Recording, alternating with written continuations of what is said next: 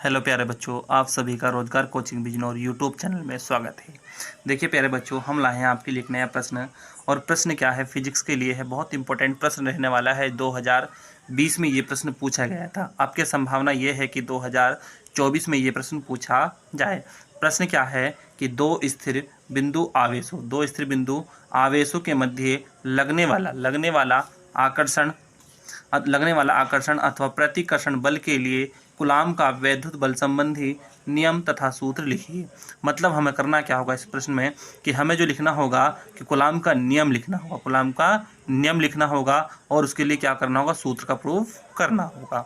तो प्यारे बच्चों, अगर आपको हमारी पूरी वीडियो देखनी है तो आप हमारे चैनल को सब्सक्राइब कर ले और वीडियो को लाइक कर दे, ताकि आने वाली हर वीडियो का नोटिफिकेशन आप तक पहुंचता रहे। शुरुआत करते हैं क्वेश्चन की। हम सबसे पहले क्या डाल देंगे, हेडिंग डाल देंगे ब्लैक पेन से, कूलाम का नियम।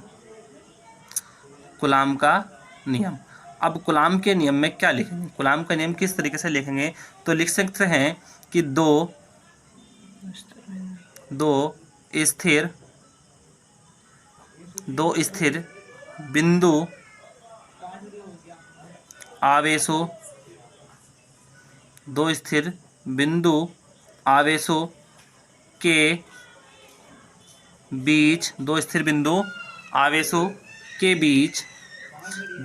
आवेशों के बीच कार्यरत वैद्युत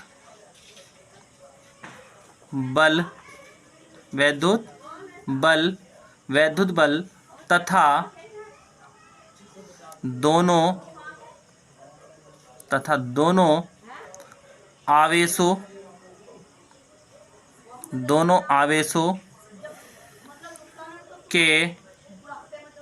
आवेशों के परिणामी या परिणामों लिख सकते हैं, परिणामों के गुणनफल के अनुक्रमानुपाती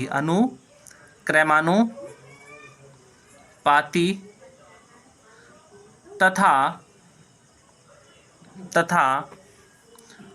उनकी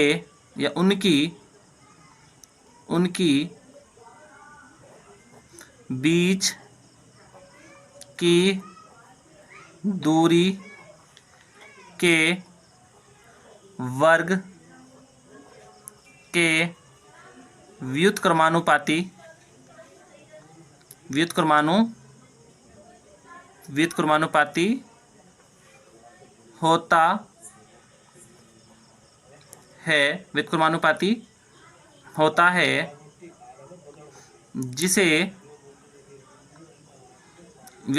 होता है जिसे कूलाम का नियम कहते हैं। अब देखो किस तरीके से करना होगा इसको। परिभाषा मैंने क्या बताई कूलाम के नियम की, कि दो स्थिर बिंदु आवेश, मान सकते हैं दूरी लिख सकते हैं, हम लिख सकते हैं Q1 और एक ले सकते हैं Q2, और इनके बीच क्या लगने वाला है, बल लग रहा है। दोनों आवेशों के बीच लग रहा है बल, कौन सा, एक तो आकर्षण बल, एक होता प्रतिकर्षण बल। तो दूरी कितनी है इनकी, है R। दूरी कितनी है इन दोनों आवेशों की, R। तो मैंने क्या लिखवाया कि दो स्थिर बिंदु आवेशों के बीच कार्यरत वैद्युत बल, इसमें क्या है, इन दोनों के बीच क्या है, वैद्युत बल कार्य कर रहा है, तथा दोनों आवेशों के परिणामों के गुणनफल के अनुक्रमानुपाती। तो लिख सकते हैं F अनुक्रमानुपाती किसके हो जाएगा, दोनों आवेश Q1 और Q2, तो Q1 और Q2। तथा फिर बताया, इसे लिख सकते हैं समीकरण 1। फिर बताया है कि उनके बीच की दूरी कितनी रखी, R के वर्ग के व्युत्क्रमानुपाती होता है। व्युत्क्रमानुपाती का मतलब होता है जो बटे में लगा होता है, तो लिख सकते हैं F व्युत्क्रमानुपाती R। अब क्या बताया कि वर्ग मतलब बोले तो R², तो इसे मान सकते हैं समीकरण 2।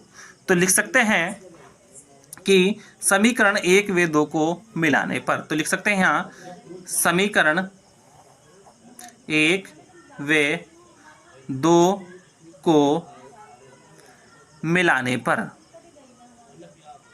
मिलाने पर। अब जब समीकरण 1 व 2 को मिलाएंगे तो लिख सकते हैं F अनुक्रमानुपाती Q1 Q2 बटे R स्क्वायर। अब इसे इस तरीके से लिख सकते हैं कि F बराबर K Q1 Q2 बटे R स्क्वायर। अगर जो आप इस तरीके से भी नहीं लिख सकते, इस तरीके से भी नहीं लिख सकते, तो लिख सकते हैं कि F बराबर 1/4 pi epsilon not Q1 Q2 बटे R स्क्वायर। ये क्या हो गया, हमारा कूलाम का नियम प्रूफ हो गया। कूलाम का नियम हमारा क्या हो गया, प्रूफ हो गया। अब इसमें क्या पूछ लिया जाता है, इसका मात्रक पूछ लिया जाता है, या 1/4 पाई एप्सिलॉन नॉट का मान पूछ लिया जाता है, तो इसका मान क्या का होता है। तो आपसे पूछा जाता है कि इसका मात्रक, तो कूलाम के नियम का मात्रक जो होता है तो वो होता है, मैं किस तरीके से निकाल सकते हैं तो मैं बता दूं आपको। इस तरीके से लिख सकते हैं F बराबर Q1 Q2 बटे R स्क्वायर। अब एक मैं बताऊँ, जब बराबर का निशान लगा हुआ होता है तो जिसके बटे में कुछ नहीं होता उसके बटे में लिखते हैं 1। क्या लिख सकते हैं, 1। तो अब बराबर का निशान है तो कैसे गुणा करते हैं, बल का मात्रक होता है न्यूटन, बल का मात्रक क्या होता है, न्यूटन, और बराबर का निशान तो कैसे गुणा R क्या होगी, दूरी को लिखते हैं मीटर में, तो न्यूटन मीटर स्क्वायर। तो क्या लिख सकते हैं कि न्यूटन मीटर स्क्वायर बटे का मतलब अब आ गया बराबर, तो मतलब क्या है, बटे का निशान, और Q1 और Q2 कितने हैं, 2, तो इसे लिख सकते हैं कूलाम स्क्वायर। तो मात्रक क्या हो गया, न्यूटन मीटर स्क्वायर प्रति कूलाम स्क्वायर। किसका मात्रक, कूलाम के नियम का मात्रक क्या होता है, कूलाम का मात्रक क्या होता है, तो आपको बता